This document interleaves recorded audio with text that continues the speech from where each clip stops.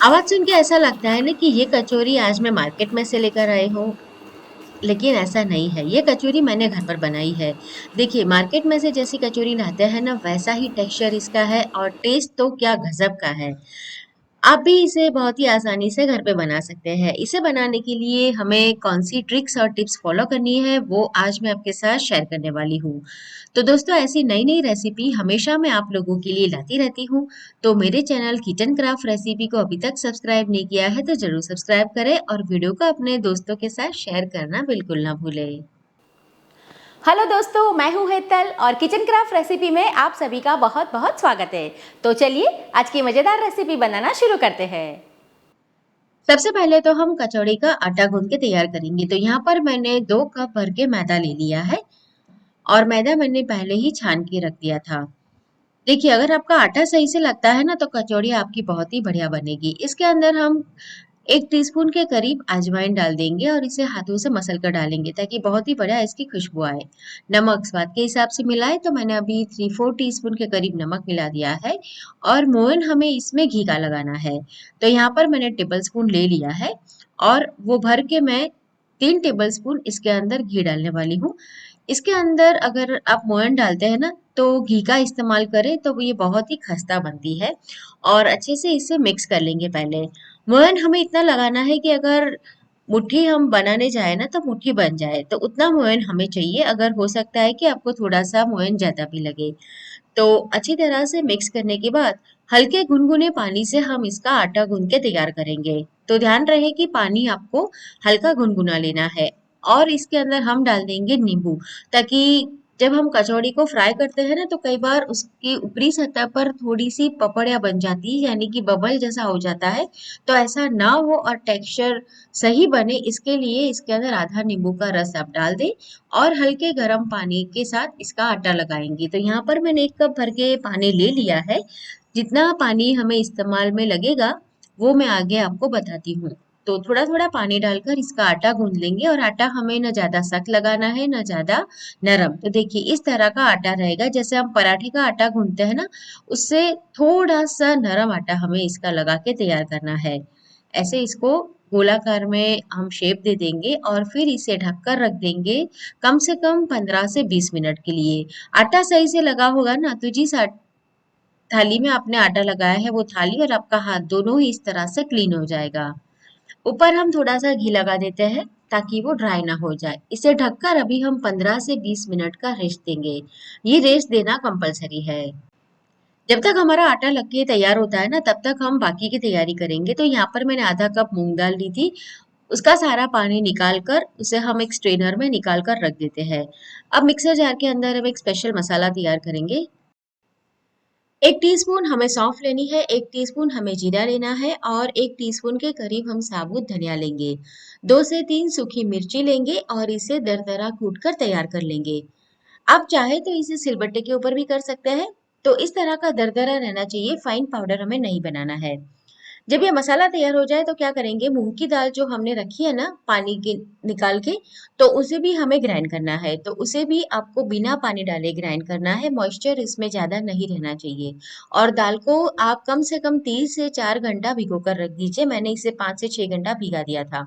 अब बिना पानी डाले इसे ग्राइंड करेंगे। मिक्सर को हम पल्स मोड के ऊपर चलाएंगे 2 से 3 बार, फिर एक बार मिक्स कर लेंगे ताकि दाल जो ऊपर आ गई है ना, वो नीचे चली जाए और मिक्स हो जाए। तो ऐसा प्रोसेस आपको 3 से 4 बार करना है, तो ये ग्राइंड हो जाएगा। पानी अब बिल्कुल भी ना डालें। तो मैंने इसे बिना पानी डाले रुक रुक के चला के मिक्स करके ऐसे ग्राइंड कर लिया है। और इसका जो टेक्सचर है ना, वो कुछ ऐसा रहेगा, कुछ दाल आपको साबुत भी दिखेगी, कुछ टुकड़े में भी दिखेगी और कुछ महीन पेस्ट में भी। तो ऐसा ही टेक्सचर हमें चाहिए। तो दाल भी अभी हमारी तैयार हो गई है। तो मसाला तैयार करने के लिए हम क्या करेंगे कि एक कढ़ाई ले लेंगे भारी तलिए वाली और उसके अंदर 3 चम्मच तेल डाल देंगे। आप भारी तलिए वाली कढ़ाई का इस्तेमाल कीजिए ताकि नीचे से हमारा जो मिश्रण है ना, मसाला भूनते वक्त बिल्कुल भी चिपके नहीं। अब हम इसके अंदर लेंगे 4 टेबल स्पून बेसन। बेसन को हमें तेल के अंदर पहले भून लेना है। गैस की फ्लेम को हम बिल्कुल स्लो रखेंगे और बेसन को 3 से 4 मिनट के लिए भूनेंगे। तो यहाँ पर मैंने 4 टेबल स्पून भर के बेसन ले लिया है। बेसन से क्या होगा कि हमारा जो मसाला होगा ना मूंग दाल का, तो उसमें बहुत ही बढ़िया सा बाइंडिंग आएगा। तो बेसन को हमें पहले ही अच्छा भूनना है। जैसे जैसे आप बेसन को भूनते जाएंगे ना, बहुत ही बढ़िया उसकी खुशबू आएगी और वो आपको चलाने में भी हल्का लगेगा। तो गैस की फ्लेम को स्लो रखते हुए लगातार इसे चलाते हुए हम रोस्ट कर लेंगे। तो अभी ये बढ़िया से रोस्ट हो गया है। इसमें 1 टीस्पून भर के हींग डालेंगे। हींग आप थोड़ी सी ज्यादा डालें, उसकी जो खुशबू होती है ना, ये मूंग दाल कचौरी में बहुत बढ़िया लगती है। अब जो मूंग दाल हमने पीसी थी ना, वो इसके अंदर डाल देंगे और इसको हमें भून लेना है। जब तक इसका मॉइस्चर खत्म नहीं हो जाता, तब तक हमें इसे चलाते हुए भून लेना है। तो लगातार आपको इसे चलाते रहना है। थोड़ी ही देर में जैसे ये मिश्रण आपको अभी जैसे चिपचिपा लग रहा है, इसके अंदर मॉइस्चर लग रहा है, जैसे जैसे भूनता जाएगा ना, अपने आप वो खिला खिला हो जाएगा और एकदम से अलग हो जाएगा। तो 3 से 4 मिनट का हमें समय लगेगा। तो आप पहले आटा लगा दीजिए। जब तक आटा सेट होता है, तब तक आप इस तरह से तैयारी कर लीजिए। घर पर बनाना बहुत ही आसान है। दाल को आप अच्छे से भिगोना, और अगर आपके पास समय नहीं है तो आप उसे गर्म पानी में 1 घंटा भिगो दीजिए तो भी चल जाएगा। तो देखिए, अभी मैंने इसे भून लिया है और आप देख सकते हैं इसका जो टेक्सचर है पहले से काफी चेंज हो गया है और ये खिला खिला हो गया है। आपस में एक दूसरे के साथ इतना ज्यादा चिटकता नहीं है, लेकिन इसमें बाइंडिंग बढ़िया है। जैसे हम इसे ठंडा करके इसके गोले बनाएंगे ना, तो बढ़िया से ये इसके अंदर बाइंडिंग आ जाएगा। तो इस तरह से हमें तकरीबन 3 से 4 मिनट भून लेना है। अब भुनने की बहुत ही बढ़िया खुशबू आ रही है, तो हम क्या करेंगे, मसाले डाल देंगे। तो जो मसाला हमने दरदरा कूटा था ना, वो इसके अंदर हम डाल देते हैं। साथ में मिलाएंगे 1 टीस्पून के करीब लाल मिर्च पाउडर, आधा टीस्पून के करीब हल्दी पाउडर डालेंगे, 1 टीस्पून इसमें अमचूर पाउडर डालेंगे, 1 टीस्पून इसमें डालेंगे धनिया जीरा पाउडर और आधा टीस्पून इसके अंदर गरम मसाला डालेंगे और नमक स्वाद के हिसाब से डालेंगे। तो यहाँ पर मैंने 1 टीस्पून के करीब नमक इसके अंदर डाला है। और लाल मिर्च आपको जितना तीखा पसंद हो ना, उसके हिसाब से डालें। अगर आपको ज्यादा तीखा चाहिए तो आप 1.5 टीस्पून के करीब भी इसके अंदर लाल मिर्च पाउडर डाल सकते हैं। मिक्स कर लेंगे। जैसे ही आप मसाले डालकर भुनेंगे ना, इतनी बढ़िया खुशबू आएगी। तो मसाले डालने के बाद फिर से 1 से 1.5 मिनट के लिए इसे हम भूनकर तैयार कर लेंगे और फिर गैस बंद करके इसे ठंडा होने देंगे। तो अभी मैंने इसे 5 से 10 मिनट ऐसे ही छोड़ दिया था। अब ये हल्का सा ठंडा हो गया है। अब क्या करेंगे, हमको जितनी कचौड़ी बनानी है ना, उससे छोटी साइज के हम ऐसे बॉल तैयार कर लेंगे। तो मार्केट में जो कचौड़ी मिलती है ना, उसमें इस तरह का थोड़ा सा बड़ा नींबू हो ना, उस तरह का बॉल तैयार किया जाता है। लेकिन घर पर जब बनाते हैं या फिर अगर आप पहली बार बना रहे हैं, तो थोड़ी सी छोटी साइज की रखें। अगर छोटी साइज की आपकी कचौड़ी होगी तो आप आसानी से उसे हैंडल कर पाएंगे। तो मैं अभी इसकी साइज कम कर देती हूँ। तो जैसे छोटा नींबू होता है ना, उस साइज का हम बॉल बना के तैयार करेंगे, ताकि क्या होगी, जब हम कचौड़ी भरे ना, तो बार बार हमें इस तरह से बॉल बनाकर हमारे हाथ गंदे ना करने पड़े। तो देखिए, इसमें से 14 बॉल बन गए हैं। अभी हमारा आटा भी है, वो भी सेट हो गया है। आटा आपका अच्छे से लगा होगा ना, तो इस तरह के हल्के व्हाइट स्पॉट आपको इसके ऊपर दिखने लगेंगे। उसे मसल कर चिकना कर लेंगे।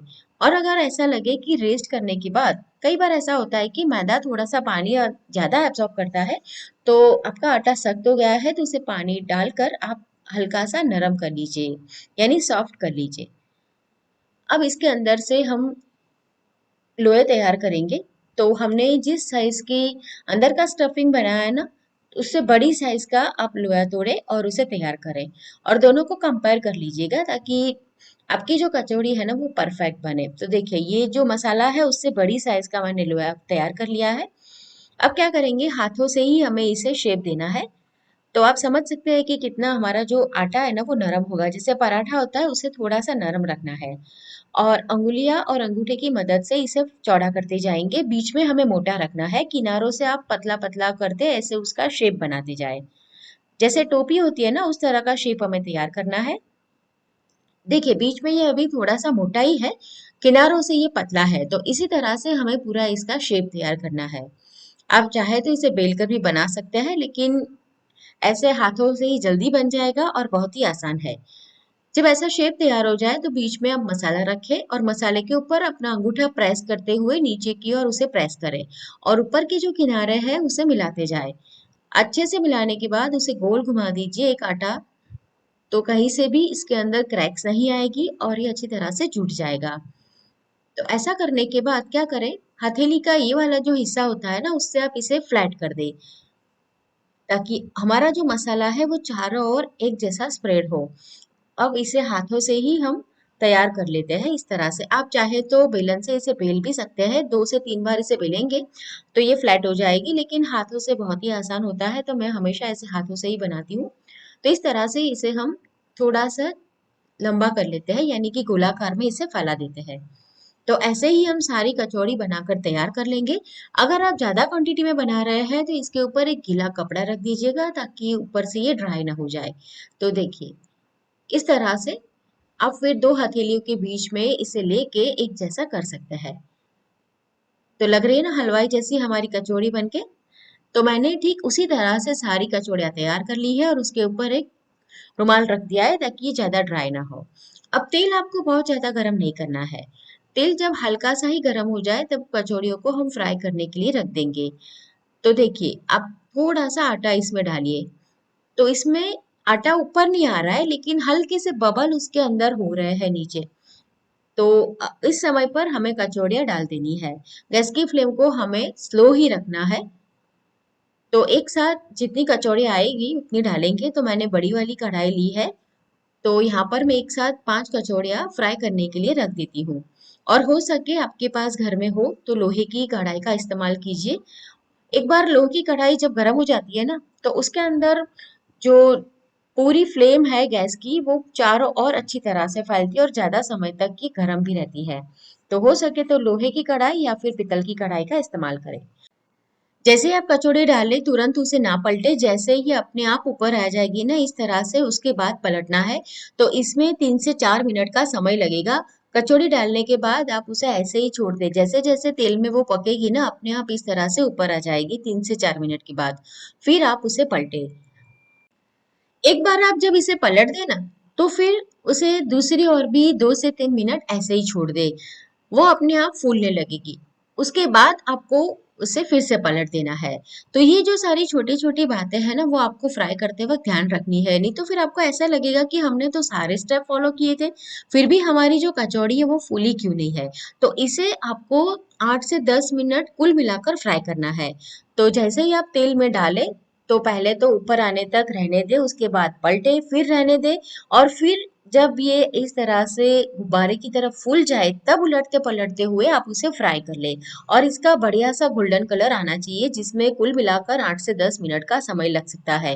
तो देखिए अभी हमारी कचौड़ियाँ अच्छे से फ्राई हो चुकी है और कैसी फूली है और ये बहुत ही क्रिस्पी है और ठंडी होने के बाद भी 3 से 4 घंटे तक ये ऐसे ही क्रिस्पी बनी रहती है। मैं आगे आपको तोड़ के भी बताऊंगी तो आप देख सकेंगे कि इसका जो लेयर है वो कितना खस्ता है, अंदर मसाला भी कितना बढ़िया है। तो ये कचौड़ी की बैच हम निकाल देंगे और इसी तरह से बाकी की कचौड़ी भी फ्राई कर लेंगे। इतनी क्वांटिटी में से 14 कचौड़ी बनके तैयार हुई है। आवाज सुनी आपने? कितनी करारी है और उसका जो ऊपर का लेयर है वो देखिए कितना पतला और मसाला भी चारों ओर अच्छे से फैला है। तो बिल्कुल बाहर जैसी ये कचौड़ी अब आप भी घर पे बनाइए और एंजॉय कीजिए। आज की रेसिपी पसंद आई है तो वीडियो को लाइक और शेयर करें और किचन क्राफ्ट रेसिपी चैनल को सब्सक्राइब करना बिल्कुल ना भूलें।